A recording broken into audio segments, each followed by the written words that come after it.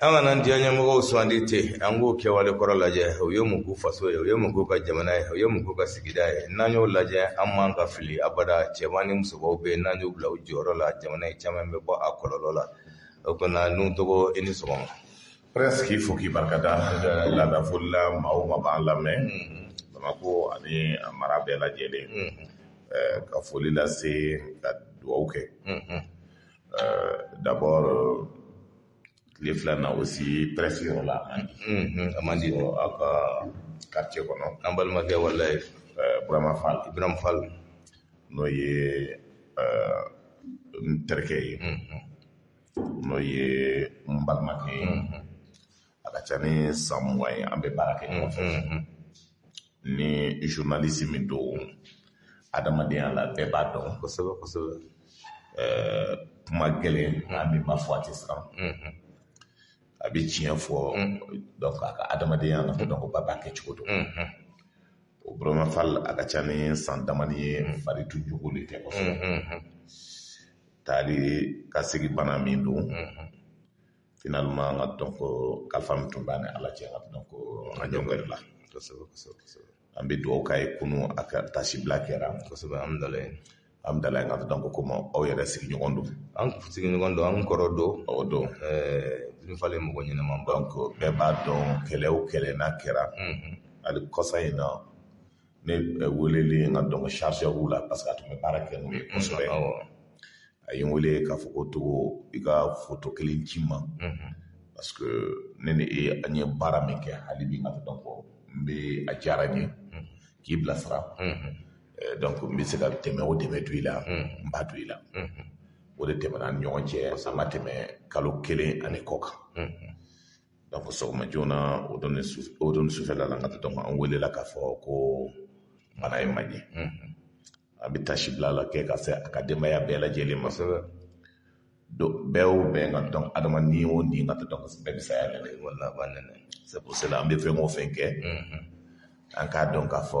an bɛ segin don dɔ so siga t'o la parce que kalifa de b'an bolo maa min m'a faamuya nga tun ye waati de ye donc an bɛ tasibila lase nga donc o journaliste ba ma min tanyana ka tasibila kɛ nga parce que a dalen b'an kɔrɔ ko in na alhamdulillah ka bolo maa ba caman dalen bɛ yen ka dugawu kɛ nga donc Amadou Toumani Touré ye ka dugawu kɛ nga donc Musa Traoré dalen bɛ yen Moribo Keyita bɛ yen maa ba caman dalen bɛ yen alhamdulillah ka bolo ye kosɛbɛ an baw an faw an dɔgɔninw silamɛw maa o maa dalen bɛ yen maa o maa tanyana ɲinan Sumala Sise an bangebaw a bɛɛ la silamɛ su bɛɛ lajɛlen ka dugawu kɛ Ala ka yen fisa maniya ye dunyalatigɛ ye nin de ye taa ɲɛ n b'i kɔ nga donc an bɛ ɲɔgɔn sɔrɔ kosɛbɛ n'an y'o dugawu kɛ ka ban ka dugawu kɛ jamana ye nga donc jamana bɛ gɛlɛya min na nga Ala y'o bɔ a la k'a fɔ anw sigilen ka waati min kɔnɔ nga donc a kɛra cogo cogo nga dɔw sera ka foli kɛ directeur yɛrɛ ye donc ka foli kɛ radio lamɛnba cɛ ani muso bɛɛ lajɛlen ka cɛkɔrɔba fari ɲininkali kɛ ka dugawu kɛ nga donc aw ye nga donc Ala k'a kɛ fiɲɛ bɔda ye maa o maa nga donc n'a man kɛnɛ se bi e Ala subhanahu wa taala de ko ka min di an b'i deli i ka fiɲɛ bɔda d'a ma donc ka dugawu kɛ nga donc jamana yɛrɛ ye ka bɛɛ fo ka bɛɛ don kiramantɔn na k'a fɔ bɛɛ ma USR cɛ ani musow Bamako à l'extérieur maintenant n'a ka groupe nga donc bɛɛ lajɛlen ka fɔ bɛɛ ye maa o maa branché len waati na saran k'aw bɛɛ don kiramantɔn na k'a fɔ aw ni sɔgɔma Mali kɔnɔ Mali kɔ kan bonjour à tout le monde bi ye an don kan ye kosɛbɛ an bɛ bɛɛ lajɛlen fo maa caman bɛ ka sanfɛ foliw caman ngala wa daminɛna Birame Jara an ka foliw bɛ ye ko Ala ka san caman yira ami yarabi Allahu ayiwa fɛnkɛ ninnu tɔgɔ bi an bɛna baro kɛ an ka laadala baro la n'o ye juma fɛ kutuba min ni an bɛna lase an ka jɛmukan kɔnɔ n'o ye faso jɔ kɛnɛ ye bi ta an y'o de fɔ n ko an bɛna a daminɛ ni fɛn min ye o de ye lakanabaliya min bɛɛ lajɛlen b'a dɔn k'a fɔ o ɲɛɲɔlen don an ka jamana kɔnɔna na tile 2 nan an y'a ye k'a fɔ fana an ka cɛdenw ye donna an fiɲɛ caman na u ye buteli kɔni kɛ minnu ta n'an bɛ dugawu k'u ye fana bɛ wuli ka jɔ la kosɛbɛ i bɛ na hakilina di sécurité ko kan jamana in kɔnɔna na n'o bɔra yen an bɛna taa don sa parti an y'a ye k'a fɔ sigikafɔba min ni a kun cɛra kunun ayiwa i kun b'a kɛnɛ kan ayiwa fɛn minnu kɛra an nana kuma kɛra fɛn minnu kan u bɛ da don o la k'o lase an badenw ma ka taa tɛmɛ ni baro sen tɔ ye n'Ala ka jɛ ye. Prince an bɛ foli lase aussi radio partenaire dɔw ma donc n'o ye a bɛ fɔ anw ma Sikaso mara la n'o ye a bɛ fɔ radio Coton Culture. Coton Culture ko ka i ka foli f'i ye kosɛbɛ ko mana fɔ ko désormais an ka émission bi kɛ nka olu b'a cari nka donc radio 7 la o diyara n ye ko k'a f'i ye Coton Culture n'o ye radio nka donc n'a bɛ Kucala désormais nka donc o bɛ i ka émission cari a kan ko k'a f'i ye ko Sikaso o b'a kɛ radio Coton Culture kan ko an Songo ko k'a f'i ye ko Gawo ko k'a f'i ye ko Bamba ko k'a f'i ye ko Pesoba ko nin bɛɛ nka donc ne radio ye o bɛ bin nka donc o b'a diffuser pour que bɛɛ ka se k'i ka kumakan lamɛn n'Ala sɔnna hakilinaw an b'u fo donc Kayi aussi nka donc i b'a dɔn partenaire bɛ yen kosɛbɛ an bɛ Bari yɛrɛ fo Bari kosɛbɛ an ti ɲinɛ a kɔ nka donc ale sera ka fɛn bɛɛ kɛ ani Kucala Fana MC beaucoup de gens maa o maa b'a diffuser ka se aussi nka donc Kayi mara la nka donc radio 5 ɲɔgɔn b'a diffuser o radio min bɛɛ b'a diffuser an bɛ bɛɛ fo ka bɛɛ barikada k'a fɔ min don hakilina kɛnɛ don min b'a to baaraw bɛ kɛ ni ye foli kɛ ka ban o kɔnɔna na an b'a daminɛ lakanabaliya la hakilina na ni tile fila ni na gɛlɛya caman kɛra k'a daminɛ an bɛna sɔn min di fɔlɔ fana an ka sɔnw di nka donc an bɛ laada la information di n'i ye jateminɛ kɛ tile fila in na armée ka baara daminɛlen Mopti mara la nka k'a fɔ ko ka sira in fura ka jɛ bi bankasikaw korokaw nka donc maa o maa bɛ yen bɛɛ b'a la k'a fɔ alihamudulilayi ko parce que ko baara in tun nka donc gɛlɛya tun nana ka kɛ maa tɛ se ka bɔ wɔ k'a fɔ nka k'i bɛ tɛmɛ k'a fɔ nka k'i bɛ taa fɔ bankasi ka tila ka taa koro fan fɛ Ala ye don o don da suw de bɛ tɛmɛ na Ala ye don o don da maaw de bɛ fa la Ala ye don o don da mugu de bɛ ji la Ala ye don o don da gɛrɛnadiw de bɛ wuli o ko jateminɛ min kɛra kɔsa in na o ye tasuma min don mobiliw la ni maa muso kɔnɔmaw ka donc denmisɛnninw ka donc n'olu tora kɔnɔna na ka maa jeni ka ban pewu o nana ka kɛ armée wulila ka jɔ ani gouvernement ka wuli ka taa ministre 3 sera Banɲagara mara la k'a fɔ n ka to k'an ka hakilina min ta o bɛ jogo jɔjɔ la Asimi ani Sokɛli ye maa ci ministre de la défense olu nka to kɛra délégation ɲɛmaa ye o taara ka hakilinaw ta k'a fɔ ko garde nationale maa caman kan ka bila ka taa sira in ka furakɛ kɛ depuis o don fo ka se bi o ye kuluw d'a ma o donna n ka taa tu kɔnɔ siraw furala maaw ka taa dɔn k'o tunun mais o tunun na mais dans tunun ka taa o ye mun kɛ o bɔra tile fila na Bankasi mara yɔrɔ dɔw bɛ yen o y'a ɲini ka taa fɔ bɛ gɛlɛya la so jateminɛ kɛra k'a fɔ o don kelen ka dɔn k'o ye tiɲɛni bolo da ni tile damani na le 27 décembre an ye jateminɛ kɛ o ye attaque a bɛ fɔ min ma attaque combinée ka attaque fara ɲɔgɔn kan k'a ɲini ka dɔn ko n'o bɛ taa ka dɔn ka mugujuguw don ka tila ka ka dɔn ko marifa girinw ta ka taa vers 17 heures an ka a bɛ fɔ min ma ko unité fama ka dɔn ko ka bolofara min bɛ Nara mara la donc o taara bin olu de kan donc o y'o donlen o kan o ye maa 4 ɲɔgɔn ni bɔnɛ maa 10 ɲɔgɔn olu banana ka dɔn ko banabaatɔ ka dɔn ko taara n'o ye dɔgɔtɔrɔso la ka furakɛ an bɛ dugawu kɛ ka dɔn ko Ala ka kɛ donc o bin an ka maaw kan a kɛra ka tɛmɛ mugu ci ye mais an ka maa 4 o tora si la jateminɛ kɛra k'a fɔ o don kelen le 29 o ye mun kɛ brigade min ka n'an b'a fɔ a ma ko Nɛma n'o ye Sikaso ka dɔn ko mara fan fɛ o taara ka dɔn ka taa bin kan o ma se ka dɔn tiɲɛ tiɲɛni wɛrɛ kɛ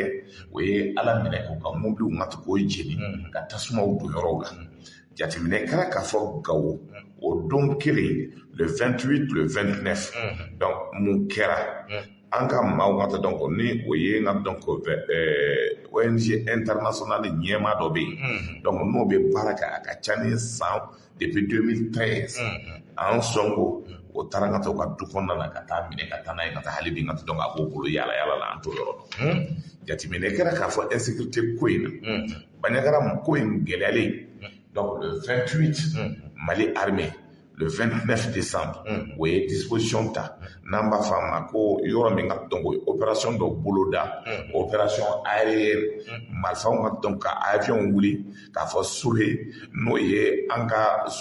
Sege fanfɛ ye n'o bɛ Bankas commune Bankas cercle kɔnɔna na o sera ka banbaci maa 27 ni karaba ka bɔ yen donc n'o kɛra Sankore fanfɛ yɔrɔnin na frontière avec le Burkina Faso communiqué o y'o yira an na le mercredi an b'a fɔ min ma aussi k'a fɔ ka taa tiɲɛni barika ka bonya bolo k'a yira k'a fɔ k'olu bɛ tiɲɛni na o ye ala minɛ ka taa an ka eaux et forêts maaw n'o bɛ Sibiribugu n'o bɛ Kita sira kan o taara Bakaw kan ka terikɛ o kan ka dugu kan donc ka marifa cɛ ka taa mugu kan yɔrɔ bɛɛ jateminɛ kɛra k'a fɔ Douentza aussi sɔgɔma joona maaw wulilen le même 29 pour k'a fɔ i ye baara kɛlɛ bɛ cogo k'a synchroniser pour que ka donc assise ka se ka lagosi cogo min donc le 29 o ye mun kɛ ka donc o ye obiw fili ka taa bin donc an b'a fɔ min ma Omboli kan kɔnɔna na mais ala y'a kɛ masina kaɲa kɔnɔna na donc nin de kɛra nin semaine kɔnɔna na pour que ka gosili kɛ ka ka yira maaw la mais nin bɛɛ bɛ fɛn kelen de hakilina fɔ panique générale parce que o t'a dɔn ka donc o bɛ taa yɔrɔ min donc o kɔnɔna na ka min kɛra an bɛ maaw lamɛn aussi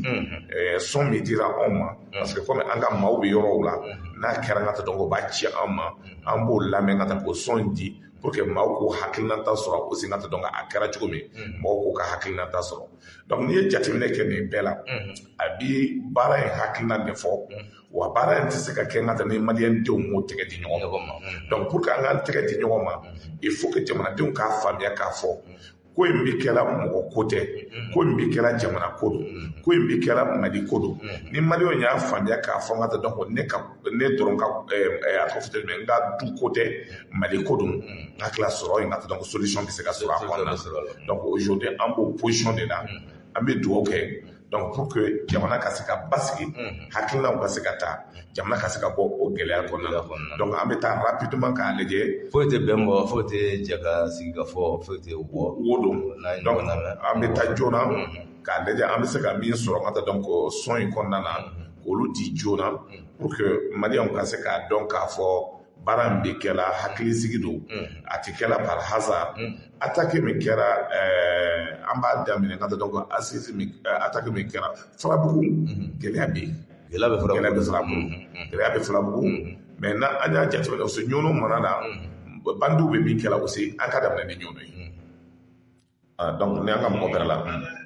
tigiw ye kunbɛ n'o ye dozolakaw ye k'u b'a lajɛ u ka garamali kɔnɔ to yen nɔ u ye 50 ni 50 d'u ma u ka se ka garamali to yen a tigiw ye u ka baara kɛ u y'u ɲini ka u da kun na ko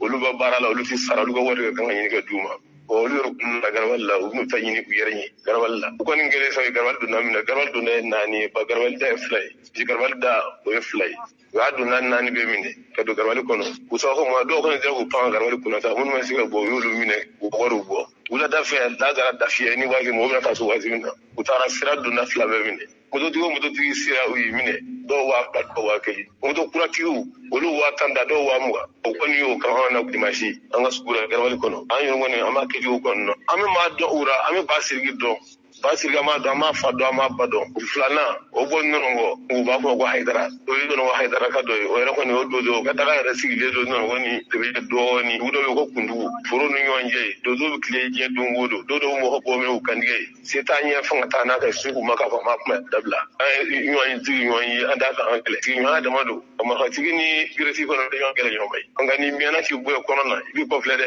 o kɔni ɲɔgɔn n'u ka dodo kun kɛ d'an ye kosɛbɛ parce que n'an ko kuma da yan galo sai an zigi yon yan don o de an sura aka fo unye chena ka Allah ji an ga yon zigi yon do ka yon na be don na ka kira ko ko na nga lu nyonga mo nyonga olu ka tani ga ko mar habu bulu ko fanga bura bi ko fanga ta malikono o ko ni chena ko ni ne fanga fu nyo ka dabla ka tani mo de kadai an won ma fe gudde ala kama kira kama o kana sanga yoran go fiyo no kudne ne je na kira ni jogo ba munu ma do bara mo lu tabi ga nga wi ga fe nyini mo kunai war ma bona kuna sho able nga war ka boy ke nyo kunai yere nyo na kuna ka mo go sa idole nyana ka jugun nima yu bulo do kuna ka war be go e da war bo ke bi ganna so nyino na don don do gore kuna do fe shekele bi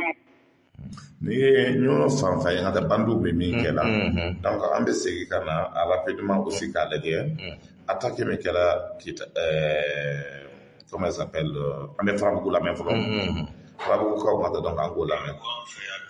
ta tugulendo kela ta anta yere di balo kumbe do fri balo be jabali balo be sigu balo be sivari ashigu me sega yansoro o me heureusement anga lanyinu ko ni nanga kulu chaira jigu uye lanyinu ka gouvernement mo wala ko do ka kuma mizima mo fe krengere lenyana uye balo do ta sivari unanani toni damado kana dama no te balo ko ni agele ale ba on fe yere di wadame bla folo Prabu koni kerengere nyana anda tulendo finitigila kaminu ba mfe anolu kono bega dugudi security me ka fa ko bo bonanye gata anga furuseno na ubien ko bogata yoro loti bogata nanye yoro u bega dugu koni koloshi onere nga dozo ambega dugu fena koloshi ufe amba brigade ka shuru amba brigade ka tili me anti bogata yoro shi anga balo bede binna anga mali gouvernement ni mismo de binna balo bejele dama balo deme jekulu de di gouvernement fena ya la nyine ke misma mo fo ko nana kene ko ni akun gelera ambole ya farbu akun chaira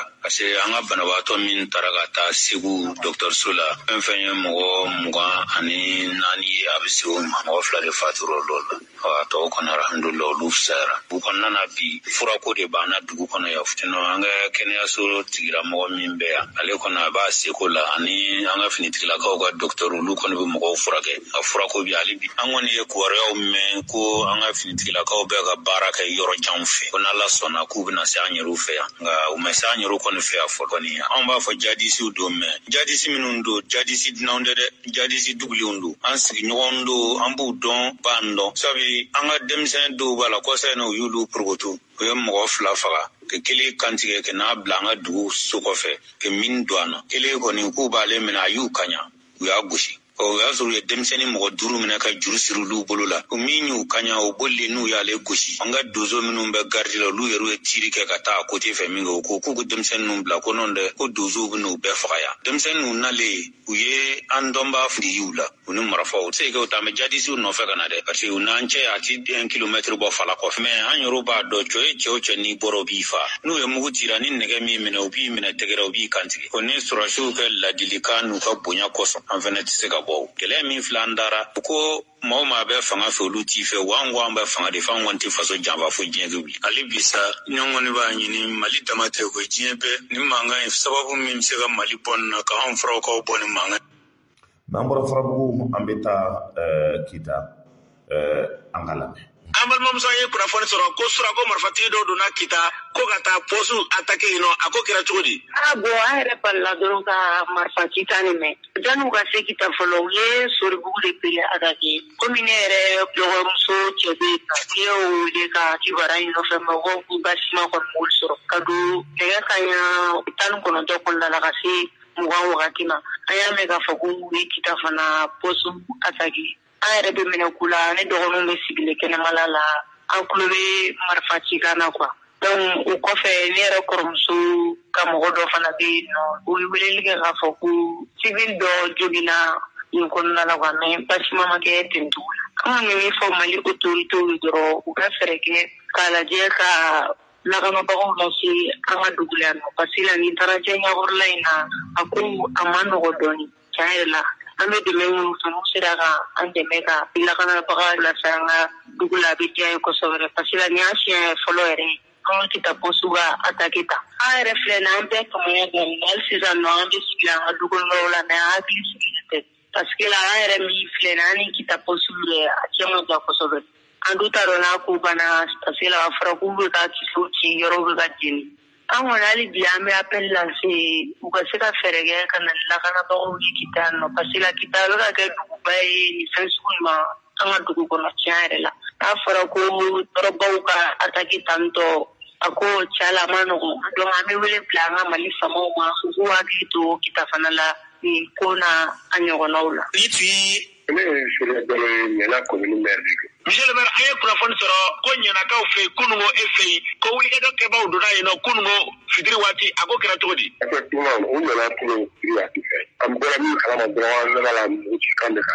gendarmerie fan fɛ. U ye mugu ci ka mugu ci bon maintenant jama bɛɛ kinna. U yɛrɛ sina ka tilen ten ko jariso nana o fɔra an ɲɛna. Après que Muka nana jɔ u segira ka taa. Jeunes dɔw taara lajɛ jeunes bɛ u kɛnɛ ka taa lajɛ. U ye doji kɔni jiri ni gendarmerie ka mɔbili ye. N'o jeni mais fɛn wɛrɛ a bɛ kɛ u ye bureau kɔnɔna fana jiri gendarmerie bureau mais mɔgɔ si ma sɔn y'a pas de victime min kɛra o de y'o ye fɔlɔ. An kɔni ma se kɛnɛ kan yen fɔlɔ ka taa a lajɛ a ɲɛfɛ mɔgɔ ma. An fɛn kɔni wulila fɔlɔ o bɛ sirala ka na. Ni nana y'a pas de problème an bɛ taa ka taa lajɛ min mana sɔrɔ président an b'o fɔ aw ye. Monsieur le maire, ni ɲɔgɔnna de ka k'aw fɛ walima nin ye siɲɛ fɔlɔ ka k'aw fɛ de. Bon ka gendarmerie kɔni attaqué ka taa fɛn attaqué a siɲɛ fɔlɔ la parce que une première fois Garabal attaqué la maintenant une deuxième fois attaque kɛra Kongoli ko cayara yɛrɛ donc attaque a kɛ sabanan naaninan ɲɔgɔn de an ka commune kɔnɔ. Ɲɛna yɛrɛ ani Sikaso cɛ ye kilomɛtiri joli? Ani Sikaso cɛ ye kilomɛtiri 70 ani maa caman b'a fɔ ko Mali kɔnɔ na bi ko lakana bɛ mara min na kosɛbɛ kosɛbɛ k'o ye Sikaso mara ye ka tila ka nin kɛ aw minnu ye sigira ɲɛmaaw ye a bɛ se ka aw bila minɛn jumɛn kɔnɔna na? Bon nin bɛ ka dabaliban minɛn kɔnɔna na quoi an bɛɛ bɛ dabaliban minɛn kɔnɔna na n bɛ dabaliban de fɛ a fɔra tɛ nin ko sabanan naaninan de ye a bɛ k'an bɛɛ dabaliban sisan an kɔni hakili b'a la an ka hakili to a la an bɛ ka fɔ vraiment nous sommes menacés yɛrɛ de don. N'i ye faamuyali kɛ donc an ye résumé min kɛ pour que maliyɛnw k'a faamuya donc ni an ye information min ye tɛ seereya o ye donc ka seereya ta ka ka se ka confirmer donc k'a fɔ nin bɛɛ b'a yira k'a fɔ baara in bɛ kɛla hakilisigi de kɔnɔna na et que panique de bɛ yen a gɛlɛyalen don terroristes bolo mais maliyɛnw de kan ka fara ɲɔgɔn kan pour que k'a dɔn k'a fɔ jamana tɛ se ka bɔ ni jamanadenw bɛɛ b'a kɛ ɲɔgɔn fɛ. Ayiwa gouverneur ko min fɔra o de bɛ ka to ni an ka mɔgɔw bɛ ka sebaayaba sɔrɔ wa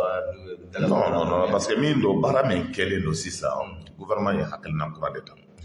d'abord o ye hakilina fɔlɔ min ta en matière de sécurité o ye espace aérien an ka sanfɛ pan fɛn o fɛn bɛ kɛ anw yɛrɛ donna an ka contrôle la an yɛrɛ bɛ baara kɛ la pour que an ka se ka taa fɔlɔ ni an bɛ fɛ ka hali voyager ka taa nord la f'an ka passer tubabuw nɔfɛ ka donc fo ka autorisation d'a ma an ka se ka bi yɛlɛma donna kɔnɔna na c'est que anw yɛrɛ b'an ka espace aérien gérer baaraw ka donc an b'a kɛ la an yɛrɛ bɛ wuli ka taa an ka ciw kɛ ka sɔrɔ an ka donc an ma dulon mɔgɔ la donc jateminɛ kɛra k'a fɔ bi an ka maaw ye disposition kura wɛrɛ ta tuguni k'a fɔ information min tun bɛ di an ni tubabu ka taa ministère de la défense la hali ni décision min bɛ ta i b'a sɔrɔ français b'a kɔnɔna na ka taa o sigilen don ka taa donc les conseillers de défense français ka taa o bɛ réunion kɔnɔna na fɛn o fɛn bɛ kɛ ka to b'a kalan mais bi ka donc hali o ka journaliste Sɛr Daniel n'a a tɔw min bɛ baara kɛ la o ka information tigɛla o bɛɛ la donc Mali ka taa donc a ka information t'a yɛrɛ ye Mali b'a yɛrɛ organiser la Mali bɛ baara kɛ la ka taa donc maintenant ani a terikɛ dɔw faralen bɛ ɲɔgɔn kan ka donc n'o ye Russie technicien dɔw nalen don ka taa donc olu b'o o tɛgɛ ci la ka taa donc pour que ka coopération bɛ baara kɛ la ɲɔgɔn fɛ olu bɛ baara kɛ la cogoya dɔ la mais o de Wagner tɛ ɲɔgɔn ye sira la parce que donc mɔgɔ bɛ Wagner ko kuma de fɔ la état malien ka taa donc nous on est des républicains ni état ye min fɔ an b'o de kɔn parce que i tɛ se ka kɛ jamana fɛ ka taa k'a fɔ k'i bɛ jamana fɛ k'i ye jamanaden k'i ye danbetigi k'i ye hɔrɔn ye k'i ye halala ye n'i ka faso ko n bɛ fɛ ka bɔ cogo min ne ko k'e tɛ bɔ ten e ye faden jugu de ye. Il y a des gens et tu dois être traité comme apatride. Donc, ni jamana ko donc ni premier ministre y'a fɔ, président y'a fɔ, à tout les autorités ont dit mais eko non ko Wagner be. Ni ne de autorité bi do kaso. Parce qu'il est important que mɔgɔ ko faamu la liberté d'expression min bɛ k'i fani ba ka so mais fɛn dɔw bɛ yen ka taa aw ka du secret i tɛ se k'o fɔ ni mɔgɔ min y'o fɔ ka taa o ye du den min ye ka taa o kan ka bani. Il faut que les Maliens comprennent. Donc, jamana ye min ye ka taa jamana foyi tɛ se ka jɔ ni secret tɛ yen. Adamaden fɛ an bɛ bɛɛ bɛ yan secret b'an bɛɛ bolo. An ka du bɛɛ kɔnɔ secret bɛ yen. Anw faw de la ka nin kɛ an baw ba de la ka nin kɛ du kɔnɔna na ko dɔw kɛra maaw bɛ sa ni ka taa du secret. Mais est-ce que politique qu'on a, ou radio ko, ou débat ko, ou parce que Mali ko, parce que maintenant sur quand on dit Mali est ouata kada, parce que faut ne ka fo ngata ko ne be jambe. Oui, Rwanda betlana ngata blana ne hakilana de, Mali betlana blana ne hakilana de, France betlana blana ne hakilana de, États-Unis betlana blana ne hakilana de. Mais est-ce que lui bon ngata donc c'est que ce qu'on appelle les secrets d'État, ka fo ngata ko blaka ne jamais. Donc il est important que les jeunes Maliens, que ces politiques, ces cafards politiques comprennent que fin d'obé ça va continuer et que les gens se ressaisissent pour le Mali. Parce que nous, on a mis faut ça vient tout droit au fond du cœur. Mali Kodo. Mais Jamana tant que si les Maliens même se retrouvent pas, comme Mali Kodo, et que chacun donc aujourd'hui, la stratégie que l'armée est en train d'utiliser, ils sont en train d'aller. Mais il faut beaucoup de rigueur. Et aussi, ce qui est important, parce qu'en général, aussi, les opérations, les barreaux, les millions sont suivis par il est important que tout ce qui doit se faire au niveau de l'armée a justifié. Et que Mogodo Kanato enrichisse sur le dos de l'État. Et Mogodo Kanato position pour renforcer. Mogodo Kanato bandia Kanato. Il est important de savoir tout ça. Parce que l'opération Baduna n'est pas au Bekela, n'est travaux Bekela, doit chuer Wara Odela. Et que tout soit justifié. Et que Akana Kenga sur le dos de quelqu'un. Akana Kenga Akana Maliko. Nango Maliko Kura donc ça veut dire on laisse le problème d'à côté, le problème des familles né. Parce qu'aujourd'hui, Mali Bukele est mouillé. Baram Bukele, on est comme Mali ont éduqué qu'à fond, en bec à Faragnon, qu'à Mali Hakil Nonta, à Mali Tlan, qu'à ton Malikola, qu'à Pony Malikoé, pour que Mali Kaké de Mabaye, Jamana Baye, à la haine sur la en tout logique. Mais à logique, nous connaissons comment ne se gagner de la gagne, ne se gagner de la gagne, et ce qui était de la gagne. N'entendez Jamana au condamné, donc Jamana qui est des pièces. Donc il faut qu'on sorte de ça pour que Mali au Faragnon, Baraka l'unité nationale, la cohésion sociale, même si quelqu'un n'a pas de taka légébé, Mali se capable avec l'armée nationale et nous pensons qu'il faut les encourager et que les amis qu'on sorte de tout ça. Alors, nous te voyons en bas donc à fort, c'est ambo c'est que ni ala inani jamana nyama ya ala no transition mo c'est que ngona kera e fu mekana ka aiwa mun ne bora konna na fen juman de kera mawye sima de kera fen mun no fe fen juman tara kuma tiara min de te kapto mo hakilla mbi foki barkata parce que on y a participé ya fa chuko men on y a participé en ga vice-président no ye Oumar Poudjougui wera de délégué là officiellement pour ka sekata on y va au avion kata lamenu ke ka contrat no soro baraw ke ni jatimne ke ni bara ndamne na ni ya wati jodi kalo ni 3 semaines baraw ke la mbi do lamena alisa nato la radio la do be kumana c'est pour cela ngo ni baraw be ke o ka kumati mama ni be se ka mali on informer mama nganga na radio la pour le plaisir de parler parce que niti min don ni kalo do kono ni do na kono et rek hali assisi todo mais ebi ka commentaire mi jamana gele aujourd'hui au Mali tout le monde est expert beko ka be kodo ni o ye jamana yo dérivé anga société rek kele mi chomi do be e kan na kuma fendo la do be makanga niti min don bonya ko iba nyini ka don ni o ke na ko be no mais prince Maliko kera ni ma o mane na ka expert do hale baro dala o se ka baro ke i tereka do be ngata la to se bele ata don ko do be ata don mais dia ko fa ngata biso so ngata e be expert do me fam kono avec ce soir mais nous kera jamana na ngata donc oye baro la ko le jamana se ka tanye nambe femo femfo anga dina ka e ki ci ko may e bina sigara jo e bi das ko fo ere de min fo ni mo yi ka kuma ta kaleje avec ina fay kumulo may ta fantala tayro tala consistance tala logique tala il va fa chou il va fa cha il y a tout donc il est important que les jeunes se forment en information au nini il faut pas être le premier à donner les informations ni bɛɛ tɛ ko kun ye an bɛ foli lase Choguel Okala ani Assimi ma munna parce que a kɛra cogo cogo ils ont été constants baara kɛra ka taa fo ka na se bi ma o y'a fɔ k'o bɛ taa assise la ka maliyɛnw sigi a daminɛna depuis an ka togodaw la jateminɛ kɛra k'a fɔ baara kɛlen ka ban rapport kɛra 46 pages a bɛɛ kalanna maliyɛnw ɲɛ Assimi nana a kɛra ɲɛna maaba caman welela ka na kɛnɛ na n'o ye Cherif de Ɲono ye 83 fɔlɔ a ko depuis Moribo fo bi a ma deli ka taa sigi salle kɔnɔ Maliko la ka taga a bɛ mɔgɔ de ci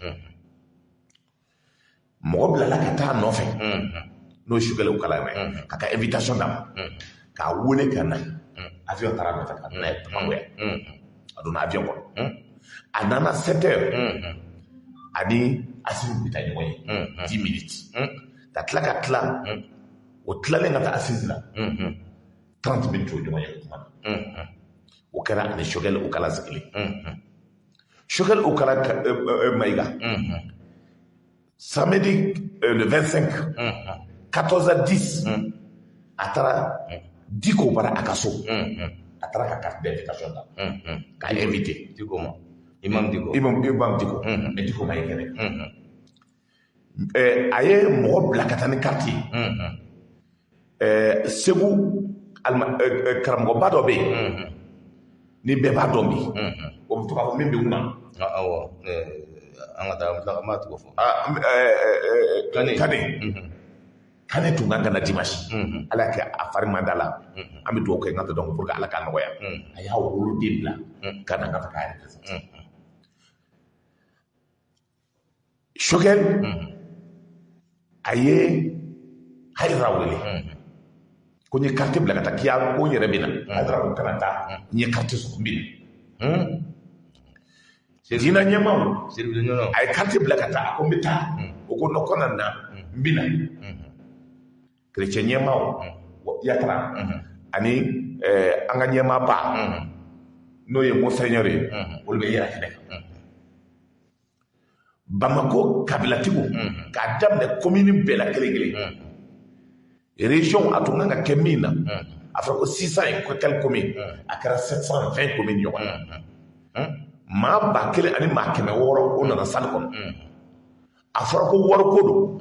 jateminɛ kɛra k'a fɔ maa min bɔra région na per diem dira olu de ma parce que donc olu ka so ma tɛ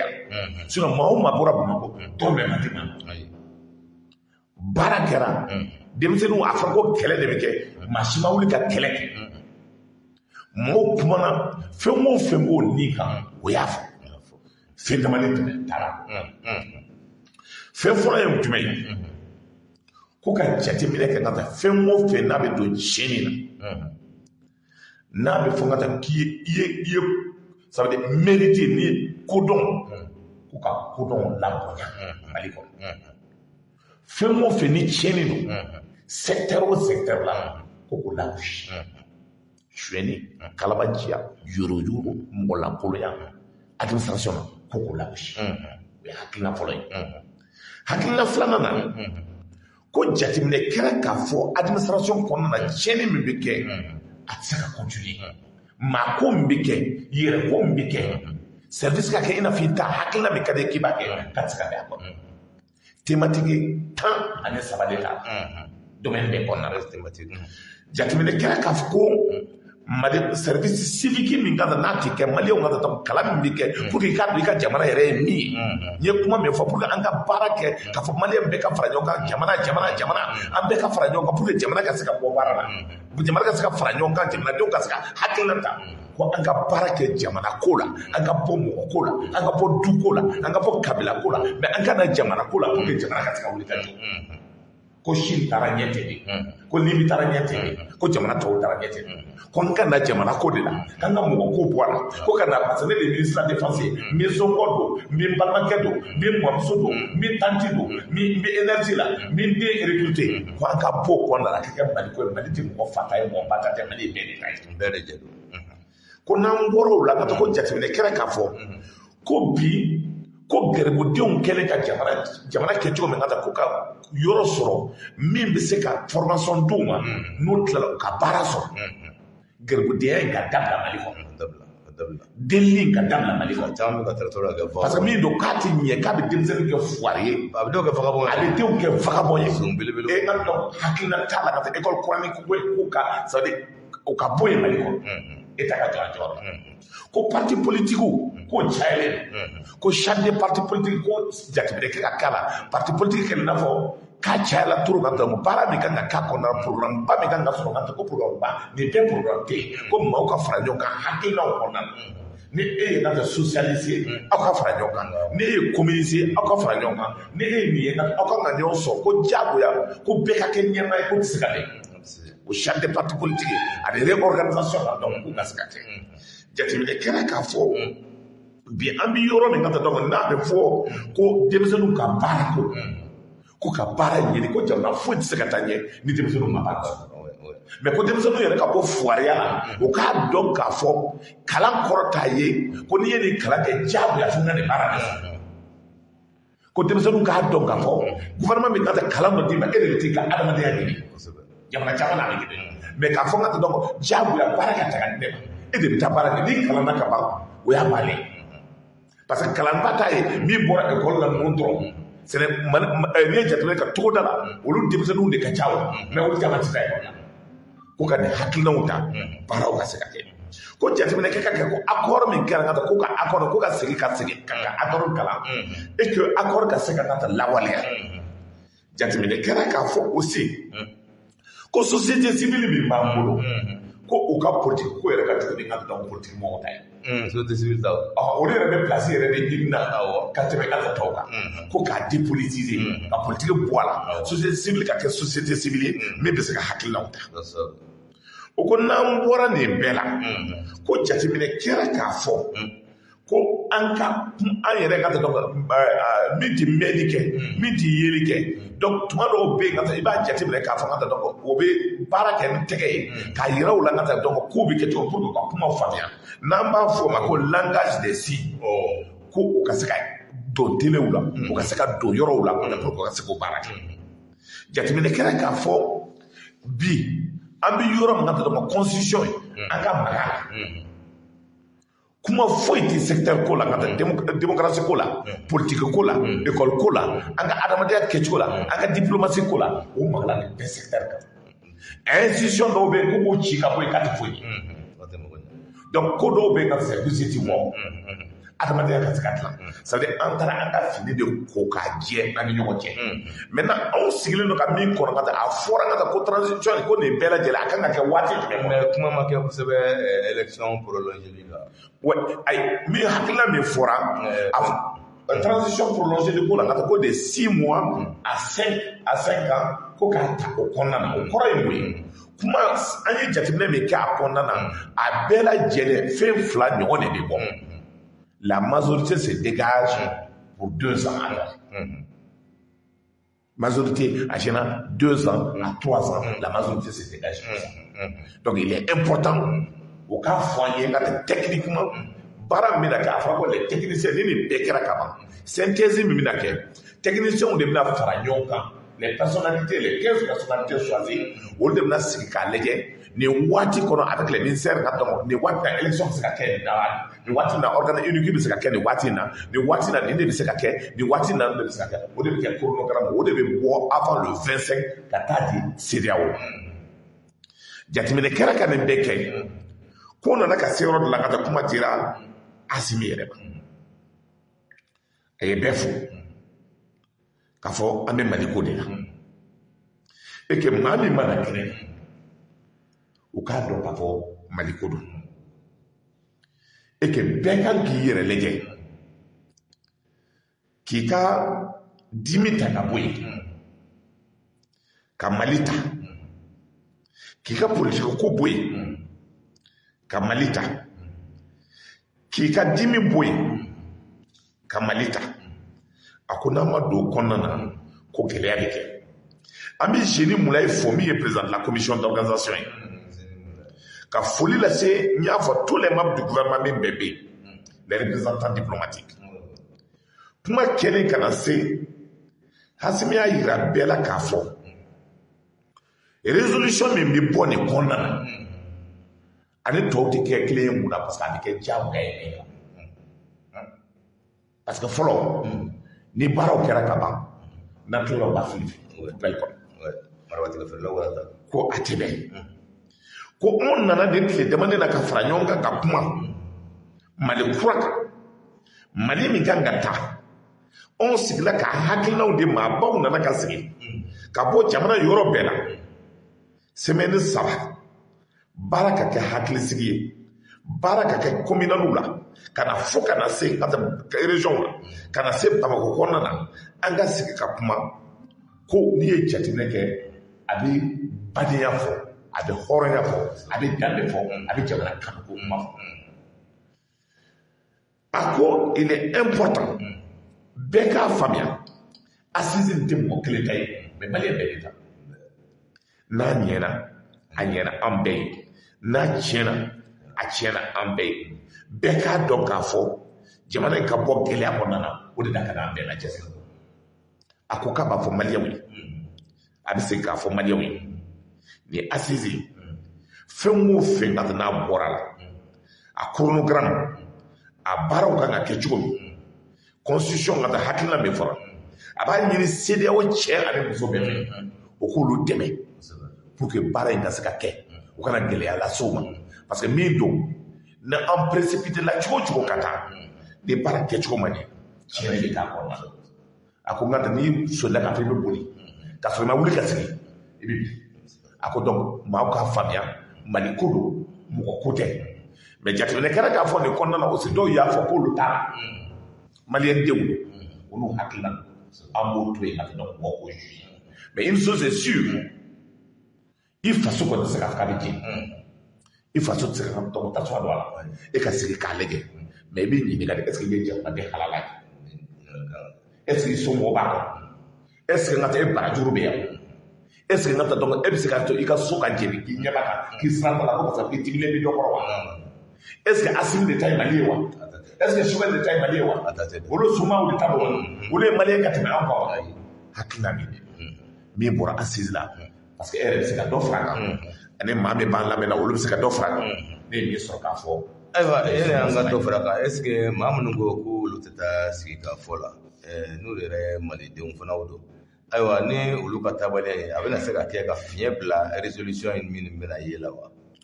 a tɛ se ka an y'a ye k'a fɔ u fana bɛ fara ɲɔgɔn kanw na u y'a ka kuma u y'a yira k'a fɔ u bɛ force dɔ de ɲini na force min b'a to jama bɛ bɔ u bɛna fana bɛna bɔ bolo da kuma dɔw ka kuma ye o yira déjà wa est ce que halisa kuma se ka k'u fɛ wa pour que u ka se k'u bolo don dusu ka segin bɔ ka Mali in sauver wa ne bɛ fɛ ka min f'i ye Prince kuma kan ka k'o fɛ parce que n'i y'a kɛ jusi ye i b'a fɔ ko kuma kan ka k'o fɛ o ye jusi yɔrɔ ye kuma kan ka k'o fɛ mais Prince kuma kɛra o fɛ n'i ye jateminɛ kɛ n ka donc d'abord ministre i ka sa kuma nɔfɛ Choguel kuma nɔfɛ le président Assimi a y'u rencontré kelen ka tila ka parti politique rencontré haute personnalité min ta o kama a reporté la fo bɔra olu yɛrɛ internet ni fɛn bɛɛ la k'a fɔ ko Assimi ko yɛrɛ banna o bɛɛ la pour ka se ka consensus mais Prince an ye maaba min ye Mali kɔnɔ yan min nana assise la Mali tɛ se ka tɛmɛ olu kan koyi an ye maliden sɔbɛ min ye Mali tɛ se ka tɛmɛ nin kan dɛ mais olu ye maliden dɔw ye mais Mali yɛrɛ de yera ye parce que n'i fa man gɛlɛn n'i dalen b'a la k'a fɔ k'a dɔn k'a ka waati labanw sera ni denw welela denw bɛna jɔ fa su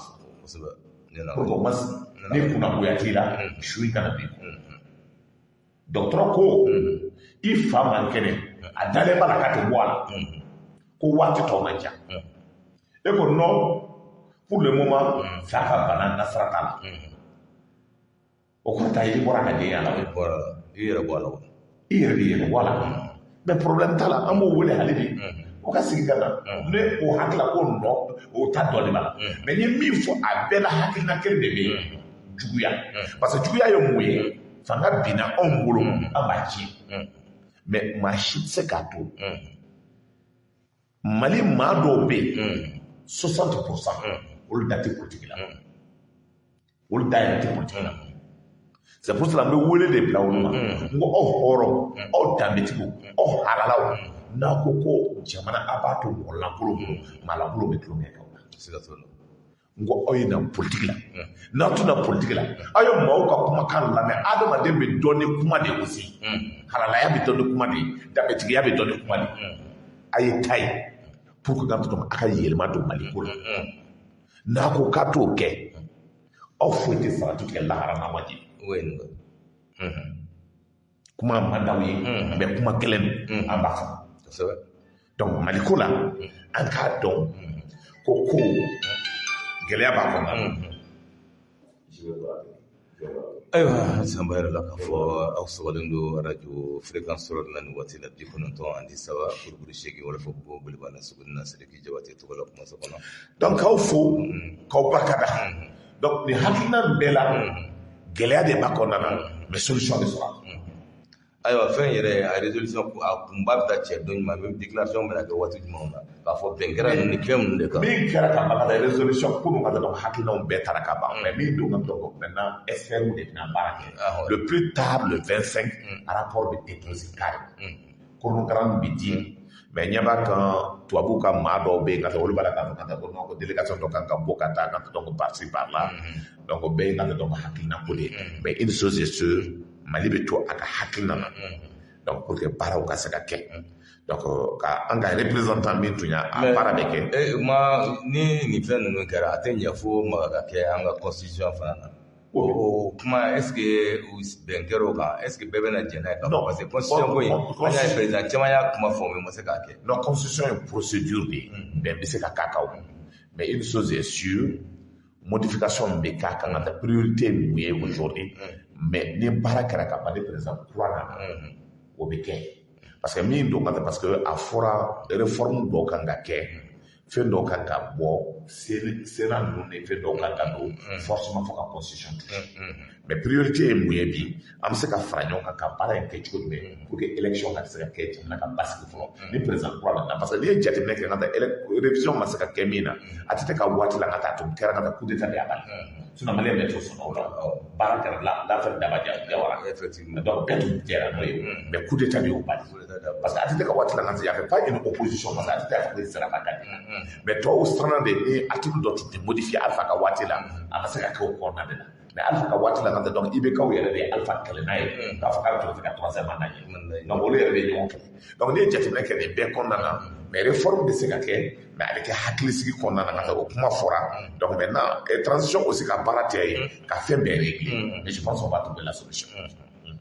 ayiwa ala ka solution ɲuman ala k'o nɔgɔya parce que Mali ko don maaw ko tɛ ayiwa n'u to ko an bɛ taa ni an y'a ye k'a fɔ parti politique an y'an da don o kuma na k'a fɔ ko parti politique minnu ko k'u tɛ taga ko a tɛna kɛ kɔlɔlɔba ye fɛnsigi ka fɔ in kan ayiwa an y'an to la mais an y'a ye k'a fɔ Faransi jamana fana o ɲɛmaa fana bɛ an ka maliyɛnw kɔ kosɛbɛ sabu ka da kan an y'a ye k'a fɔ a yɛrɛ ka journaliste dɔw bɛ yen a ye wari bila olu ka bolo kan pour que olu bɛ se ka communication kɛ cogo min na parce que an b'a dɔn k'a fɔ an bɛ waati min kɔnɔ sisan communication c'est très très important fo an fana ka wuli k'an cɛsiri communication na pour que jamana in kana to a kɔlɔlɔ la e bɛ se ka mun fɔ o fɛngɛ ninnu kan. n ye chance sɔrɔ ka san 10 ani kɔ kɛ Mali gouvernement Mali communication ɲɛmaa la Mali défaut-ba ye communication parce que les premiers responsables ka daminɛ président de la République la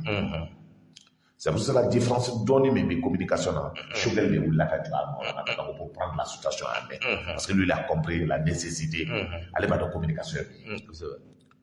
an ka ministre min bɛ communication kɛ c'est rare i b'a fɔ ko ma kalan o domaine or la communication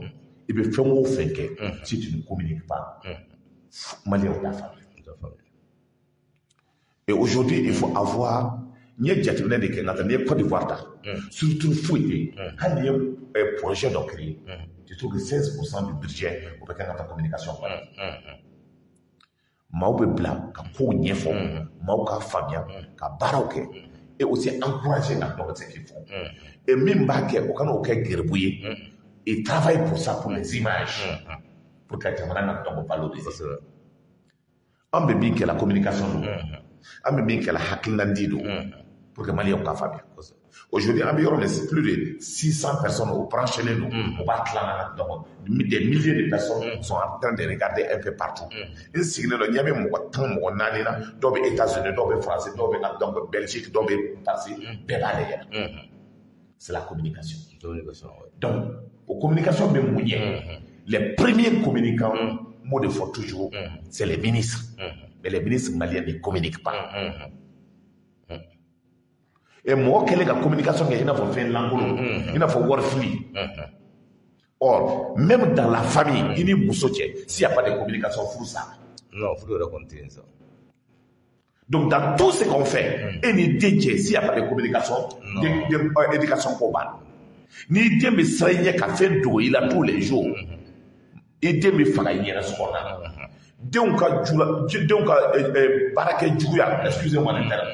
Donc, chez nous, donc, éducation souvent colorée, avec d'abord, parce que relation tout, au fond. Mais ni tu fais de pas là, Moussoumani, ni tu fais de pas là, Tchémani, fais-moi faire ça pour communiquer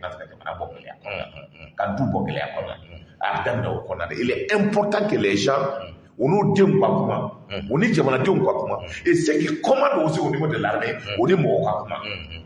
Faut leur donc armée qu'on a, rencontre, discussion, communication, mais ce qui commande l'armée, au lieu de se rendre au moins dans les camps. Tout le monde. Donc aujourd'hui, il y a mille fois, dans ce domaine de communication, il faut qu'on entre d'union pour s'aider, pour voir ce que nous pouvons faire, pour que l'information est réelle. Nos cas, je pense qu'on peut s'en sortir. Maintenant, Choguel a passé la communication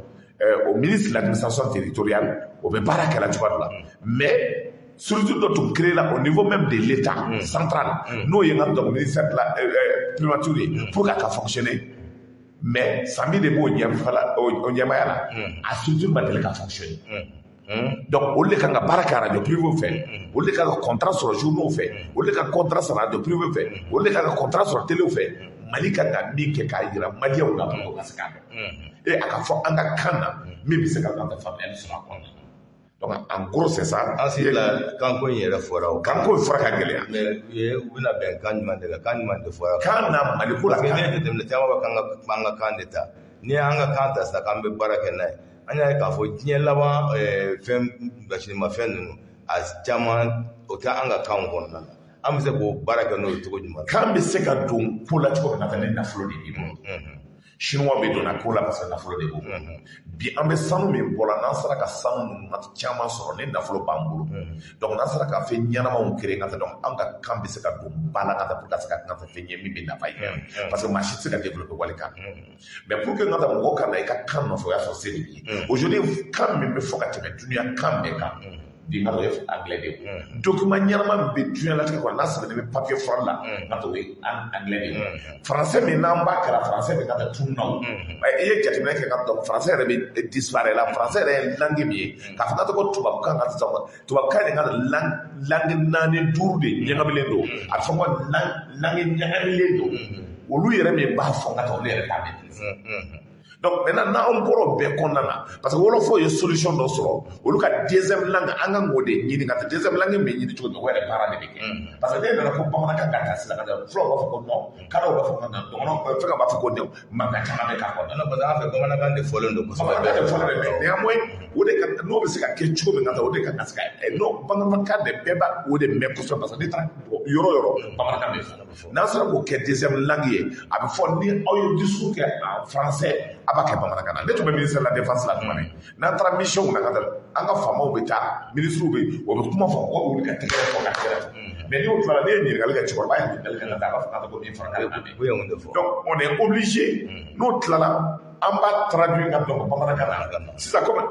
warte mo be tuwa mi ke no cérémonie una mi ba to ka hakino ko ska fa pour que mo ka ska ta kele kele no kera hakla ka nyeli be ka la ko so ba ka be fo bamanang to kanati k'i kɔ don tubabukan mɛnɛ bɛɛ banna bi mɔgɔ caman bɛ yen i bɛ tubabukan mɛn mɛ i tɛ tubabukan kɔrɔ dɔn dɛ. Ouais, o tiɲɛ. An bɛ tubabukan fɔ nka n b'a kɔrɔ dɔn o tɛ kelen ye dɛ. Voilà, bon fo mɔgɔw k'o danfara fana bɔ dɔn ka bɔ ɲɔgɔn na. C'est très clair. Donc ninnu tɔgɔ ISR aw taara sigi ka fɔ la aw ye mun jate yɛrɛ minɛ aw bɛna baara kɛ ni transition ye wa ou bien aw fana bɛ taa kɛrɛfɛla la fɔlɔ. D'abord, même profiter k'i fo k'i barika da n ka donc i ye occasion di yan semaine tɛmɛnen ka donc n ka maaw pari n ka donc n bɛ o bɛɛ fo ka taa Saran yɛrɛ ko k'a ka foli f'i ye. N bɛ taa ko k'a ka foli f'i ye n ka taa olu pari. Donc olu sera ka maaw fara ɲɔgɔn kan pari. Ka réunion fɔlɔ kɛ ka n'o ye USR réunion ye Europe. Donc mɔgɔw bɔra dugu 10 ani kɔ la. Bɛɛ y'i ka billet ta ka na mɔgɔ ma tɔrɔmɛ d'u ma. Ka na n ka taa donc ka réunion kɛ ka taa donc an b'o fo k'o barika da. K'a fɔ o bɛɛ ye hali bi n ye min f'o ye o k'o cɛsiri n ka taa parce que jamana bɛ dilan dɔɔni dɔɔni de mais hakilina de bɛ jamana dilan kosɛbɛ parce que min don pour nous politique kan ka yɛlɛma anw ka hakilina kɛcogo la parce que pour nous politique tɛ nafolo ko ye bi n'i ye jateminɛ kɛ min bɛ kɛla URD la a bɛ mɔgɔ jugu URD yɛrɛ kɔni mɔgɔ jugu ne ma Sumala Su sara c'est à dire ka bɔ Sumala Su ko la ka tila k'a fɔ ko URD de bɛ ɲɔgɔn golo bɔ n ka taa donc k'a fɔ ko bɛ taa congrès la o tɛ taa congrès la pour moi c'est une honte c'est-à-dire kɛra malo j'ai eu honte donc c'est-à-dire n t'a dɔn tout ce sacrifice que j'ai fait Sumala ko la je ne regrette pas parce que Sumala taara pour moi donc a ko a nɔgɔyala a bɛ parti jugu don mɔgɔ la c'est pour cela n ko hɔrɔn de danbe ni halala ye politique mais ni jɔn bɛ ni manipulation ninnu kɛra ta non wari de bɛ manipulation kɛra ala kɛra ce n'est pas donc o b'a yɛrɛ k'a fɔ conviction tɛ ce qui fait que ni ne ye maa min bɛɛ ye Sumala nɔfɛ ka maliyɛn ka URD jeunes ye nka Sumala ye maa min former ka dɔw don baara la nka ka dɔw kɛ fɛn ye ka dɔw somɔgɔ dilan k'a fɔ Sumala ye nka donc nafolo di dɔw ma k'a fɔ ja mɔgɔ dɔw bɛ Sumala yɛrɛ bɛ dɔw sara ko Sumala sara ko Sumala ka parti nka donc o b'o kɛlɛ cogoya dɔ la pour moi c'est humiliant et c'est dégoûtant et ces gens là n y'a ye nka donc hali Sumala ka lancement min kɛra fondation na olu ma se kɛnɛ kan o ma se a dɔw ma se o ma se kɛnɛ kan aujourd'hui ils sont en train n ko anw tun bɛ kɛlɛ cɛmancɛ la dɔ y'i kanto ko ka Sumala bɔ chef de file de l'opposition donc souvent avec tout ça mais exemple taara k'a jira k'a fɔ mɔgɔ ye aw kana bɔ politique la parce que danbetigiw de man ca politique hɔrɔnw de man ca mais c'est dégoûtant mais ni responsable sugu ninnu est-ce que mɔgɔ bɛ se ka non c'est dégoûtant c'est dégoûtant c'est dégoûtant ce qu'on voit à l'URD c'est dégoûtant en politique pour moi c'est de la honte honte donc j'ai pas de mots non c'est de la honte et c'est dégoûtant maintenant on veut se mettre dans ɲɔgɔn humilier mais hakila ko y'a kɛ Sumala mais Allah subhanahu wa ta'ala de bɛ Sumala fɛ Allah ko Sumala n b'i faga ka bɔ ninnu cɛ la n'o tɛ n ka to b'i kɛ yeko fila ye Sumala fadenw tun bɛ yeli la o cɛla kɛlɛ bɛ kɛlɛ ka taa ne hakili b'a la dɔw ko ne ma ko n ka kɛlɛ dabila ko Sumala sara kan n ko ne Sumala sara ne bɛ na ne Sumala ye fɔlɔ parce que dɔw tun fɛ Sumala su ça veut dire a tun b'a sa kungo kɔnɔna na ko mugulu min y'a ka vie bɛɛ ta ka Mali da pour nous donner le symbole de l'honneur de la dignité de la cohésion nationale ko wari bɛ Mali politicien ça veut dire wari bɛ maa n'a ba n'a fa a n'a ka wolo fa k'a fa ko hɔrɔnya t'a la ko halalaya t'a la ko danbe ko t'a la ko parce que wari ye mun ye Sumala taara ka kan nafolo to yen bi a tɛ yan a ma taa wa Sumala ye min bɛɛ kɛ Mali la a ma taa wa donc ça veut dire an bɛna jamana kɛ c'est pour cela n ka tɛmɛ les hommes politiques maliens n ko an ka bɔ de kɔnɔ donc c'est pour cela mɔgɔw bɛ a fɔ la ko politique mɔgɔw man ɲi n ko non a kana an bɛɛ gosi kelen ye an bɛɛ tɛ kelen ye n'o tɛ an baw bɛ sa anw baw y'anw labalo gɛlɛya de la ka tuguju feere ka mɔmi feere k'anw balo k'anw don geribuya la ka taa dɔn an k'o kɛ ka taa dɔn anw faw ye fonctionnaire k'o kɛ ka tila ka sɔrɔ ka sigi jama ɲɛna parce que anw dalen bɛ ko kelen na anw ni minna silamɛya de la k'a fɔ se bɛ Ala subahanahu wa taala dɛ ko fanga b'ale de bolo ko min ka d'ale de ka b'a kɛ ko se tɛ e ye ko Ala de b'i lataama k'i laŋunuma k'i laŋunuma k'i lataama ko Ala de b'i kɛ fantan ye k'i kɛ faama ye k'a b'i kɛ faama ye ka tila k'i kɛ faama ye ka taa ye k'a ko se b'ale de ye ko min ka d'ale k'a b'o de kɛ ko tugu ne de kɔ. Mais au Ben, il ne croit absolument à rien. Il ne croit pas au Mali. Il ne croit pas à l'honneur. Il ne croit pas à la dignité. C'est ce qui se passe. Mais c'est dégoûtant. Nous avons dit la majorité de Kuluma Ama, Damadon Namoluta, parce que vous avez dit question que vous faites à poser nous, pour que vous ayez nous, Togola. Bamba, il y a des mots comment maîtriser bien qu'il faut venir attaquer. Amadabo, comment. Anya Ningalum, comment on a eu le cas. Aw minnu bɛ ka na a bɛ se ka kɛ ɲininkali dɔw b'aw bolo k'a k'a la aw b'o ɲininkali k'a la a b'aw jaabi o la an bɛ maa damadɔni ta ka sɔrɔ ka tɛmɛ ni an ka baro kuncɛ baro ye ni Ala ka jɛ ye. Wa alaikum salam wa rahmatullahi tɔgɔ ni jamu i b'an wele ka bɔ min?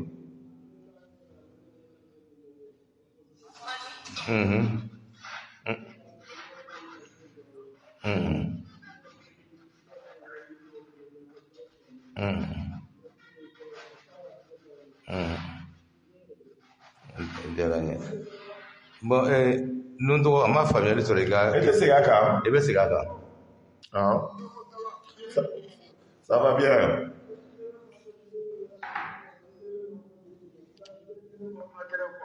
Ah ah. Ah ah.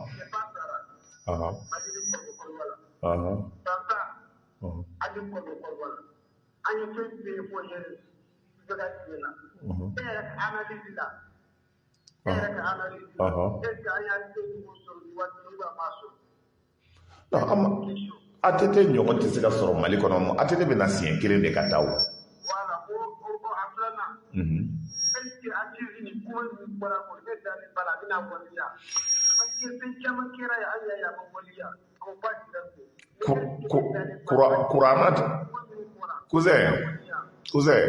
Kuranna tɛ waleya ka tɛ ni ka tɛ donc ni silamɛw m'a dɔn k'a fɔ kuranna ko ye tiɲɛ.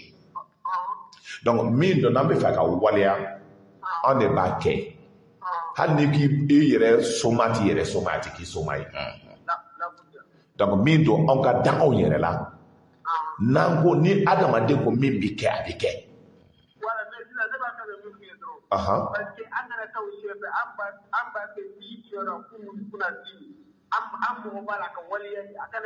N'i ye ne bila a ɲɛmaaya la ne ninnu tugu walahi n b'a waleya ka taa n'a ma waleya n b'aw fa ka ban n b'a waleya.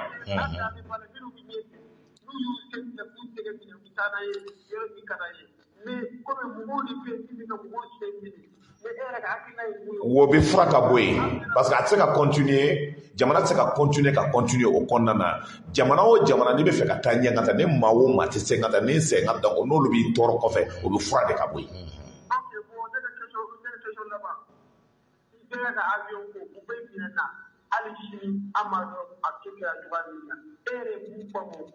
Avion in dalen bɛ mara ko n ka taa ko avion ɲɛnama tɛ o kɛlen ka fini a kɛlen bɛ ɲama bɔ yɔrɔ de avion ko banna. Mɔgɔ wɛrɛ ka kan na tɛrɛ cousin k'an bɛn.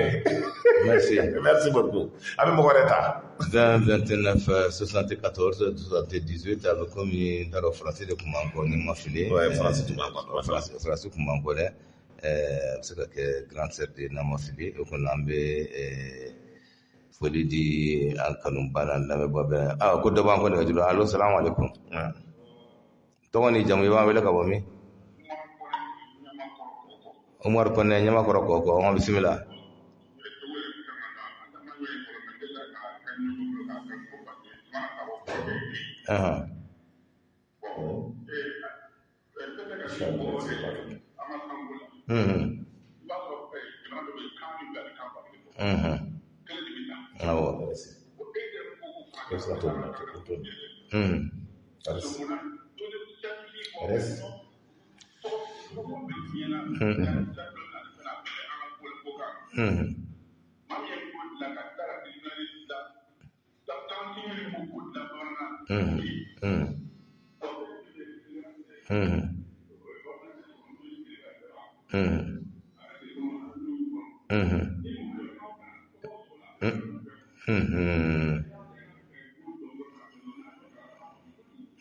Merci beaucoup.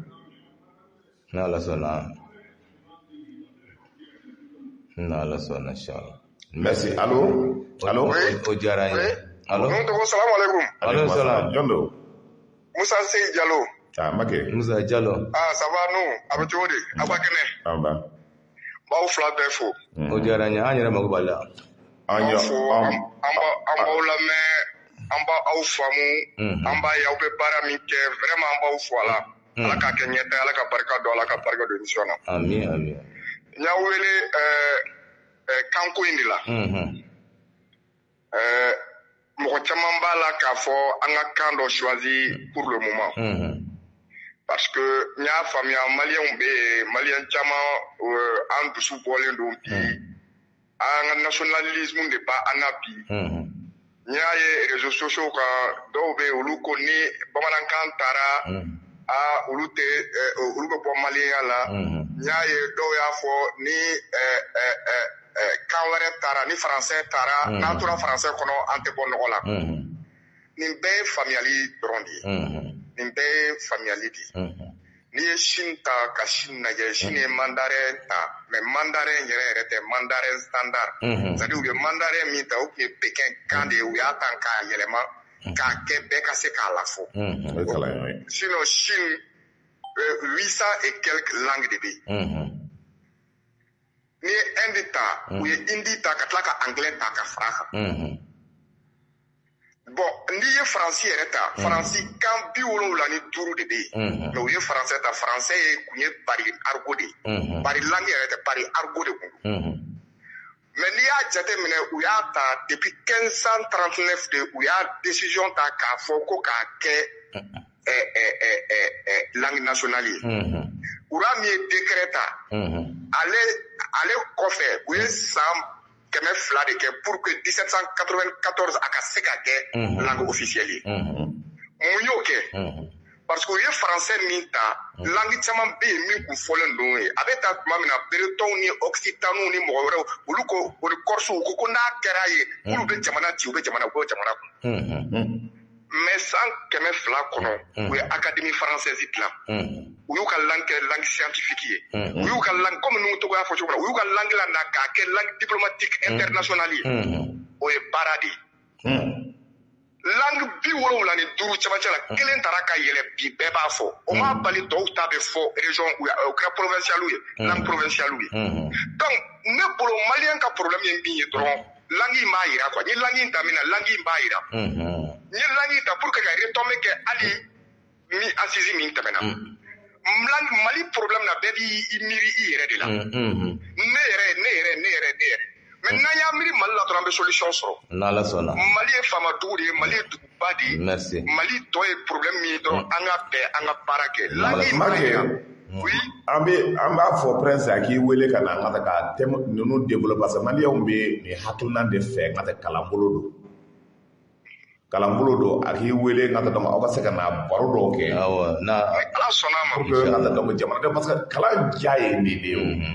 Pour que maliyɛnw k'a faamuya an ka dɔn pour que maaw ka se ka hakilina dɔw ta min bɛ hakilina fɔ n'i ye jateminɛ kɛ ka dɔn a dilanna cogo min na e y'a fɔ maa 100 bɛ yen ka fɔ k'i ni kalan.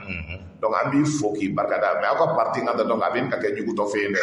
Donc an na solution sɔrɔ o la. Ko Maki yana ko semaine prochaine na an bɛna invité. Jugu dɔ fɛ an ka parti kɔnɔ mɔgɔ dɔw bɛ yen u m'a faamuya k'a fɔ ko parti danbe de ye komi i y'a fɔ cogo min. Ayiwa donc an n'i wele don wɛrɛ. A banna. An n'i wele merci. Semaine prochaine na an bɛ Maki wele an bɛ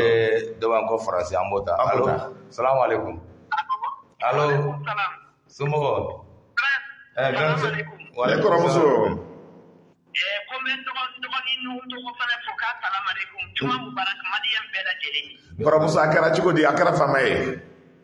A kɛra faama ye dɔɔnin fari de ma diina dɔɔnin. Ayi n kɔrɔmuso an bɛ dugawu k'i ye n ka taa dɔn Ala ka fari jagabɔ fiɲɛ bɔ baji ma. Ne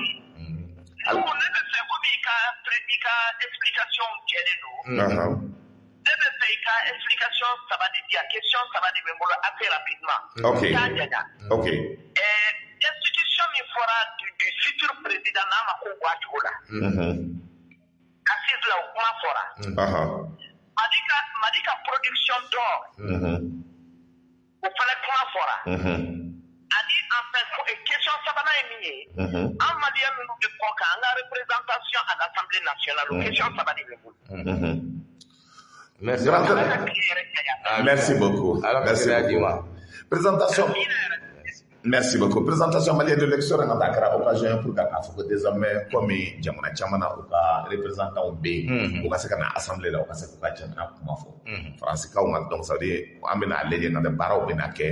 yɔrɔ min na donc se ka fara ɲɔgɔn kan pour que o ka se ka kɛ ka tɔn député a bɛ se ka fɔ pour les Maliens de l'extérieur donc en Europe député 5 bi d'o ma en Afrique na député 4 bi d'o ma jamana ka mɔgɔ ka ca yɔrɔ min na donc olu de bɛ fara ɲɔgɔn kan ka voter pour que olu ka se ka taa o bɛ campagne kɛ aussi pour que o ka se ka taa o ka se ka na la mais a kɛra cogo cogo o bɛ don parti dɔ de la parce que ils vont pas aller en indépendant en général tɛ gagner c'est les partis qui vont présenter des candidats n'i ye jateminɛ kɛ a ye or ko kuma min fɔ a fɔra réforme kura wɛrɛ de kan ka kɛ pour que l'ordre doit briller pour tout le monde sanu min bɛ kɛla sanu bɛ bɔ la ka taa yɔrɔ bɛɛ la donc aujourd'hui an bɛ exemple da Afrique du Sud bɛ sanu bɔ an t'a dɔn Mali kɔnɔ tɔnni joli bɛ bɔ ka dɔn Mali kɔnɔ et donc maintenant n'a bɔra faama min bɛ yen n'a ka di ka taa olu bɛ dɔ ta o maa si t'a dɔn min bɛ bɔ et donc maintenant n'o ko min bɛ bɔ o de bɔlen don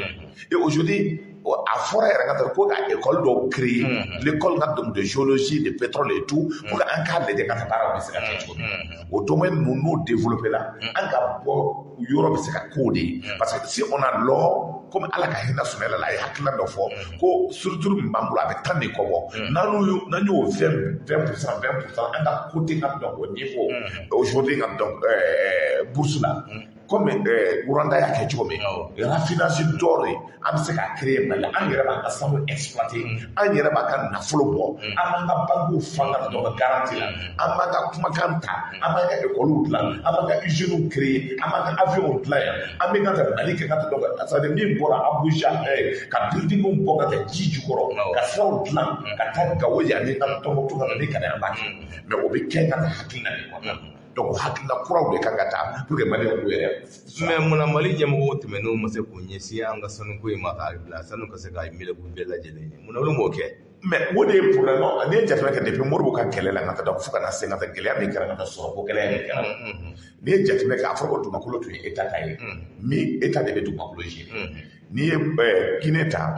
Sékou Touré nana fo ka taa ka taa mɔgɔ ma se ka fɛn exploiter donc maintenant sɔrɔ nana ka kɛ cogoya dɔ sɔrɔ de ma bɔli kɛ pour que baara ka se ka kɛ hali anw ye usine fɔlɔ min créer Modibo ka waati la mais fɛnw ma se ka feere de o de fɛn bloqué ni wari t'i bolo ma tɛ dɔgɔ i bɛ se ka taa o gɛlɛya de kɛra ayiwa Nuhutogo an bɛ mɔgɔ laban ta Falen Kulibali k'a b'i fo ani Ali Sise k'o b'i fo donc an b'olu yɛrɛ fo ko barika la 2029 fɛ mɔgɔ laban b'o ta allo salamu aleykum i tɔgɔ ni jamu i b'a wele ka bɔ min komi ni na i tɔgɔ Cheikh Sibi bisimila Cheikh ça va bien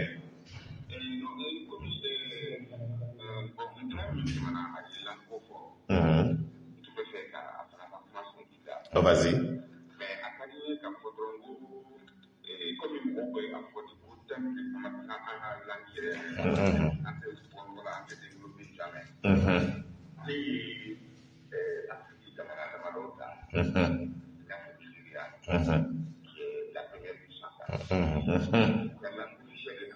oui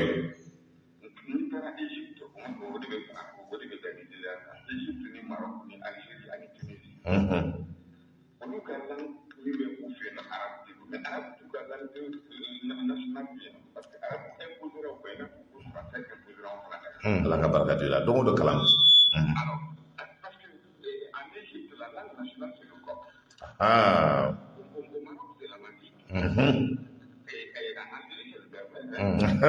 donc on les a imposés comme on nous a imposé le français. Merci beaucoup. Oui. Il n'y a pas de langue officielle dans le national. Là, il n'y a pas la langue officielle. Il y a d'être venu hier sur une radio, je l'ai dit. Parce qu'en 1780, alors le président de la République aux États-Unis, il avait décidé que pour qu'Anglais s'attaque fin, mais il y a eu des livres de bouclier, moi c'est d'accord, parce qu'il y avait des libertés individuelles à l'expression. Dans le secteur, aujourd'hui, on parle l'espagnol. Oui. Alors donc, aujourd'hui, sur les 52 États des États-Unis, 39 pays qui ont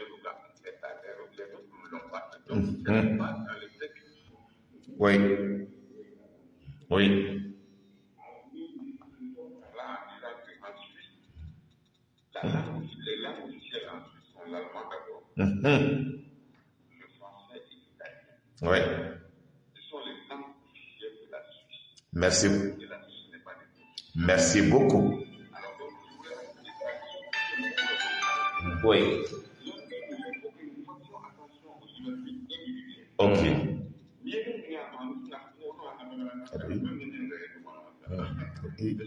Merci.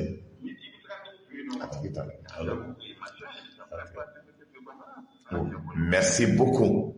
Donc on apprend, on a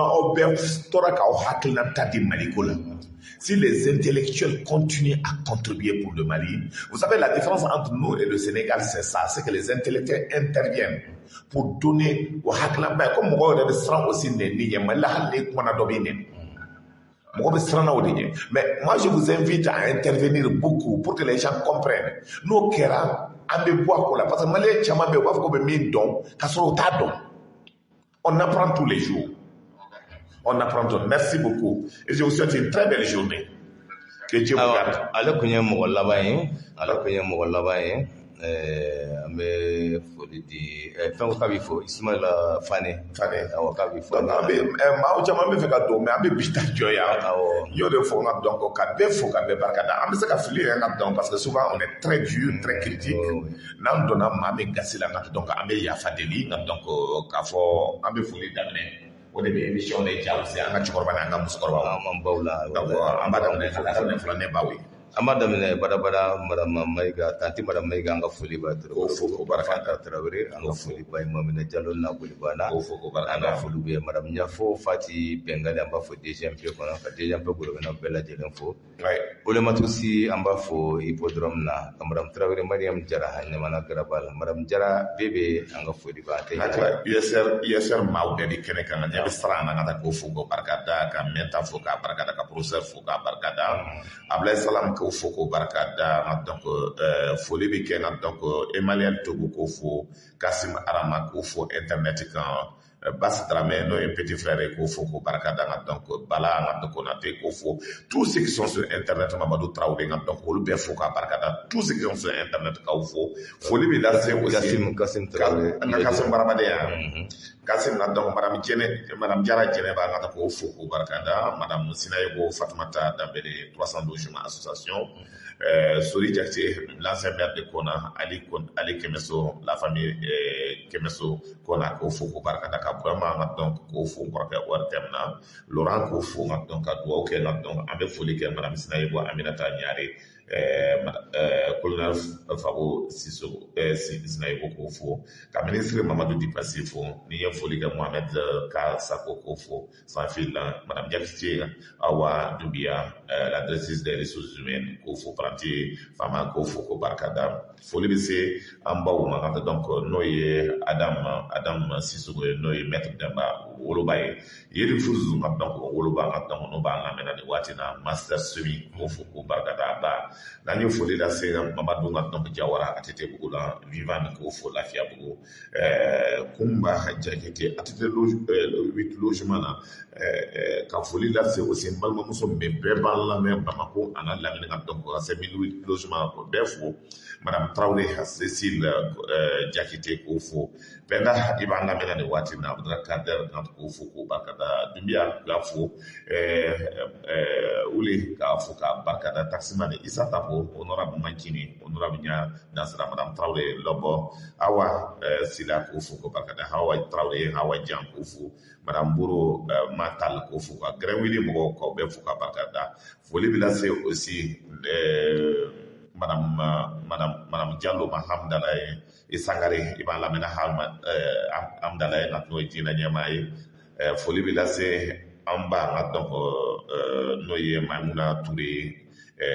Noye Salabadi Baye Fuku Barkada Maïga donc Nobe Barak